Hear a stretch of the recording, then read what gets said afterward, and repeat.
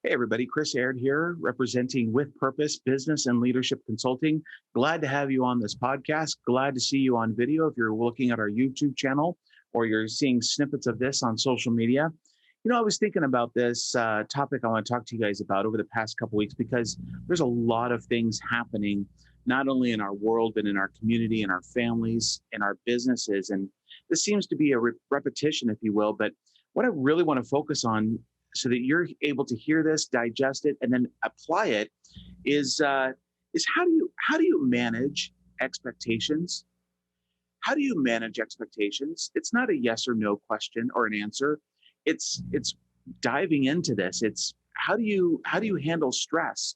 What do you do? Now, for some of us, we might have a temper, and we just blow off some steam. We might go to a local gym and do some kickboxing or lift some weights. Some of us might get out on the street, change into our jogging clothes, go out for a run. Some people eat. Some people do just different things, right? At the same time, managing expectations can become stressful, and or it may not be as stressful as other people might deem it to be.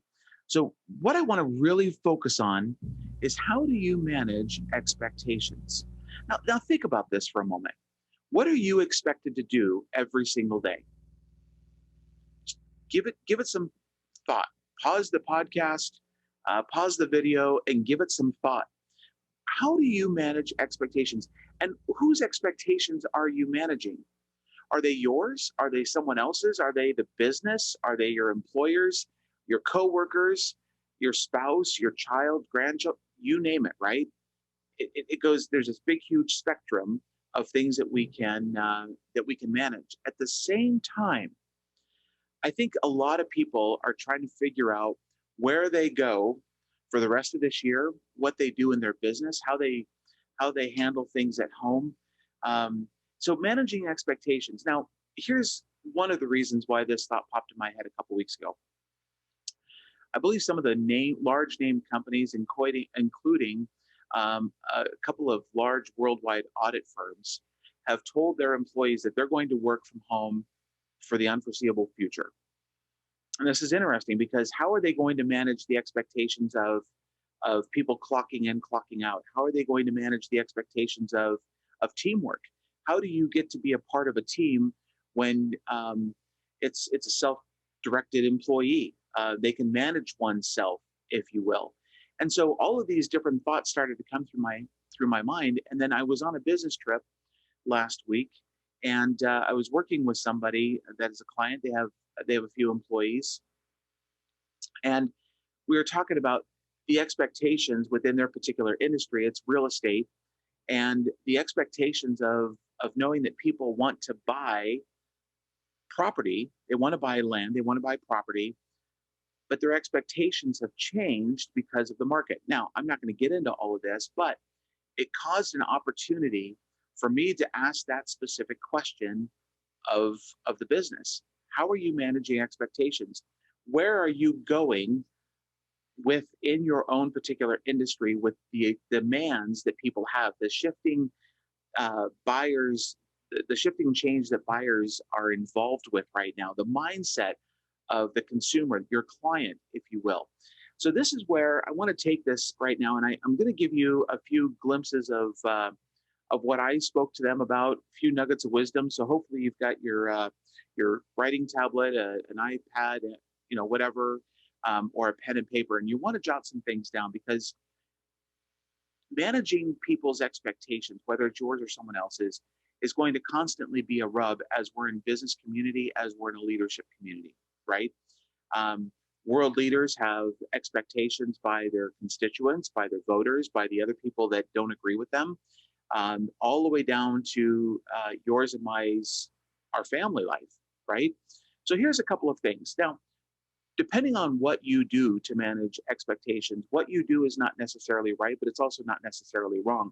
But I do believe that it provides a little bit of an opportunity to really gather some information and then focus. So here's the example.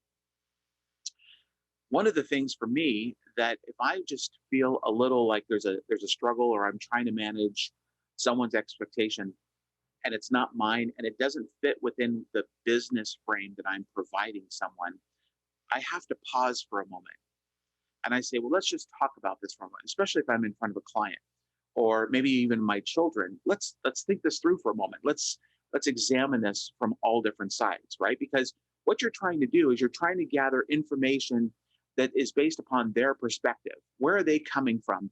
And how is there any commonalities between their perspective and what you're offering as a service or a product in managing those expectations, right? And if you and I can change something that still fits within our values of the business that will meet their needs, that expectation, then by all means, go for it. If there is something that does not meet that, then you have some question and answering to go through that allows us to understand the other person's perspective. Now, you might hear this and sound like that's communicating. Well, you're right, right? Because someone's expectation is going to be different than yours. And so we need to find that commonality, that bridge between the two where we can meet in the middle. Some people will use word compromise. Some people don't like that because of the tint that that word provides. But here's the deal. Either way, if your business is offering a product or a service and it's not meeting the needs or the expectations of your buyer, your consumer, your clientele, then you've got to figure out whether you really should be doing business with them or there's some things that you can shift, you can change, you can adjust so that you're meeting those needs. Now, so one of the things that I do is I like to question. I think by questioning, and I've learned the art of doing this, that has really been helpful to all of our clients, as well as to my own family members. And sometimes you want to go deep, but you can't go as deep in the line of questioning as you want to. But it does help gather information. Now, once you have that information, what are you going to do with it? Where are you going to go with it? Are you just going to keep it as knowledge, or are you going to put it into practical application? And we learn from that, and we call it wisdom, right? You see how that works?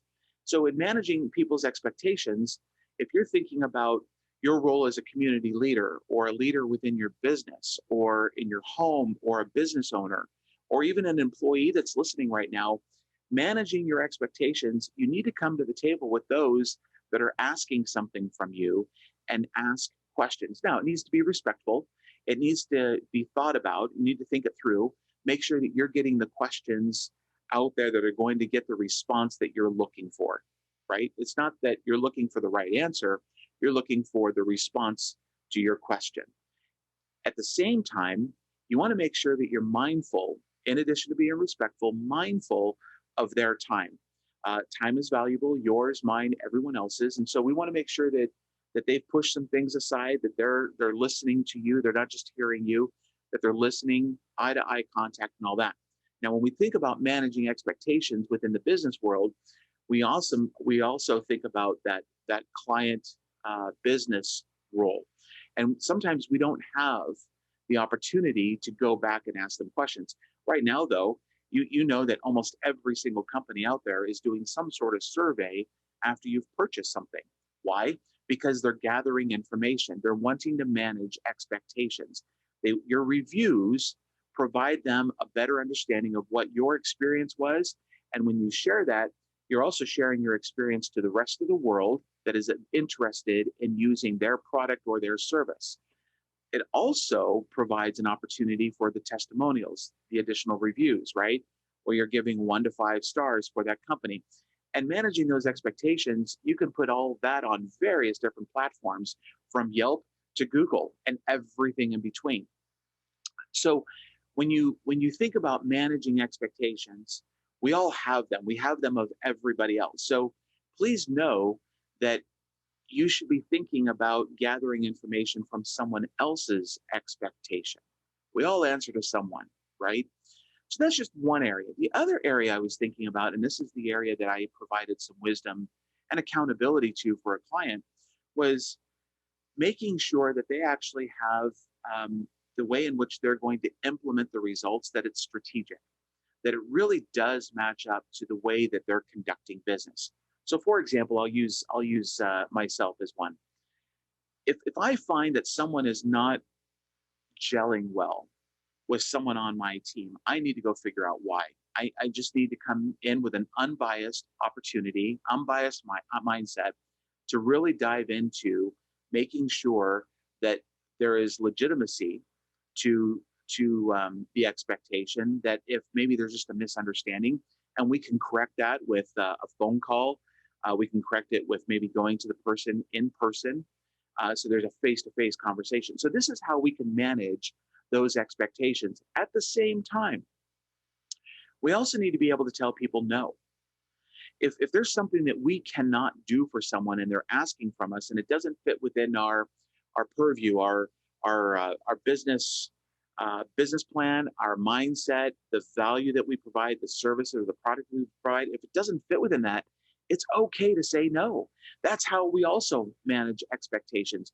It also might be that says, you know what, we haven't done that in the past. Let's can we work this out together? Can we think about something moving forward that we can have a win-win situation, a win for you, a win for us, because we would like to provide you the service that we provide you. We like to provide the product. If you would just let us know and keep us in the loop on things, vice versa, this is a way that you can manage expectations. So I'm hoping that makes sense.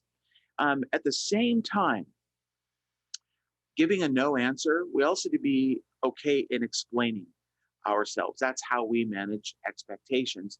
People want to know the answer. People want to know not just a yes or no, but they want us to go beyond the response. No, and this is the reason why. Yes, and this is the reason why. When we do that, we really put people first, not only yourself and your business, but ultimately we're putting the client and the community up front ahead of whatever it is that we're doing. Now, keep this in mind, things are shifting. And so when we're managing expectations, our world is shifting around us. And I'm not talking about a 24-hour day, 7 days a week, 4 seasons. I'm talking the mindset of people because of what we've gone through the past year and a half with COVID. People doing more and more online shopping. The mindset of people have shifted, right? And so without going into all of that, we need to be open to receive that information. We need to be aware of the things that are going on, aware of what is happening around us and how people are feeling, not just the emotion, but what they're thinking. And so how can you provide a product and or service that best meets them where they're at today? That, my friends, is how we manage expectations. Now, there's a lot more to this, but I wanted to give you some nuggets of wisdom, if you will, because a lot of the times we just get into our business or we get into our community as a leader and we just start doing what the norm has been. Well, the norm is shifting. It's shifting. All you got to do is look around. The way in which we spend money has shifted. The way in which we're receiving money is shifted. Workplaces are shifting. People have shifted, right?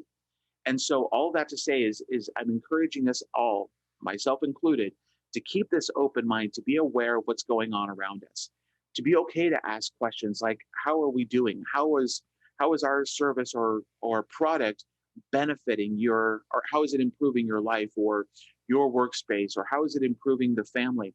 Be okay asking and setting some time aside, create some space to ask those really good, deep questions, or get there. It's a process, and make sure that you're getting the questions that you're asking, the response that you're looking for. Not a yes or no response like, hey, you're doing a great job, but is there anything that we could be doing to improve what we're providing you, right? This is how we help manage expectations. We're not managing people, we're managing expectations. Be a leader at the forefront of your industry. Be okay with trying to figure out those questions. Come to with your employees or get some outside help and creating a brainstorm activity to say, okay, we've been here. This is where we're at now. Where do we see ourselves? Where the people that are using our services or buying our product, where do we see them in 5 years? That, my friends, is also how we manage expectations. Back to my trip last week, meeting with the client. The industry in real estate has shifted. You know this, and I know this. And so what we were thinking about was creating what we did was we created some space to brainstorm. And we actually picked up 10 or 12, almost a full dozen great ideas to start thinking about the future and the way that people are going to spend money and the people are going to buy, right? So I went over there, created this space to help encourage them that they're not done doing what they're doing. The real estate market is changing. Your industry is changing. Every industry is shifting. And so, what are we going to do while we're in this transition period? And how do we meet people with our business, our leadership in the next 5 years? So, I hope this has been helpful. Feel free to reach out to me. You guys have my phone number, my email address. You can find us on social media. Feel free to comment in the comment section below. But all that to say, the question I started off with was, how are you managing expectations? It's not managing people, it's managing expectations. You have them, and I have them. Would love to hear from you. Take some time to think about things, turn the radio off, go for a drive, go for a run, go work out, um, eat something healthy, right? But here's the thing: take some time, create some space to think about where you're at right now and where the people that are associated with you as a business owner, you as a community leader, what are they doing right now? Take some time to think about it. The results might amaze you, or it might confirm what you're already going through. This is Chris Aird again, proud to be your host of this week's episode of Epic Elite Professionals in Coaching. Hope you have a blessed day and live with purpose.